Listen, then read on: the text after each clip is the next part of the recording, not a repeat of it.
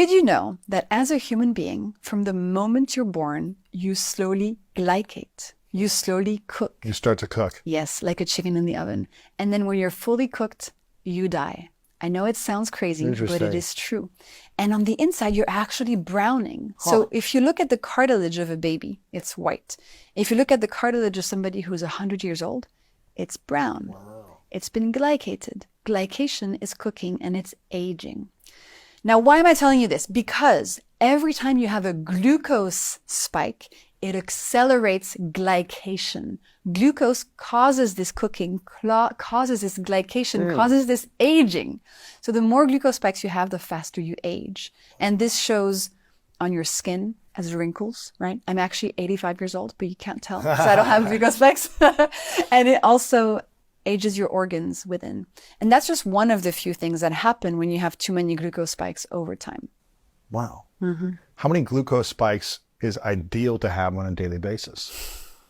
Like, what's the optimal amount of spikes that we should have? As little as possible, I would say. How do you keep, I mean, besides not eating, I guess, how do you not have a glucose spike when you're eating foods? You avoid eating too many carbs on their own. Too many carbs for breakfast, too many processed foods. But I don't want people to become too obsessed with keeping their glucose levels perfectly steady because you can actually do that in some unhealthy ways. What I want people to think about is, do they have symptoms of glucose spikes? Do they feel cravings for sugar? Do they feel tired throughout the day? Do they ever experience brain fog, mental slowness? Do they not sleep very well? Do they have inflammation on their skin like acne, psoriasis, eczema, etc.? Those are all signs of glucose spikes. If you can never leave the house without a snack because you know you're going to be hungry every couple of hours, that's glucose spikes causing that. And so as we implement these hacks, you can actually check in with yourself and see that these symptoms are improving. You don't have to wear a glucose monitor. You don't have to track your glucose levels to see the spikes or the no spikes. You will feel better. And pretty quickly too, because your glucose levels respond in a matter of minutes to what you eat and what you do. So I recommend people learn to check in with themselves and see how they feel.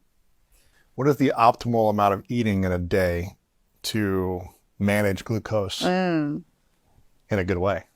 Are you into intermittent fasting? Yeah. Kind of. Yeah. It's been very trendy recently. But you don't actually need to fast for many hours a day to have healthy glucose levels. You Really? don't need, no, it's more about what you eat, right? So you don't need to skip breakfast. You don't need to skip dinner. no, you You don't need to have 500 calories a day No. and restrict calories. No,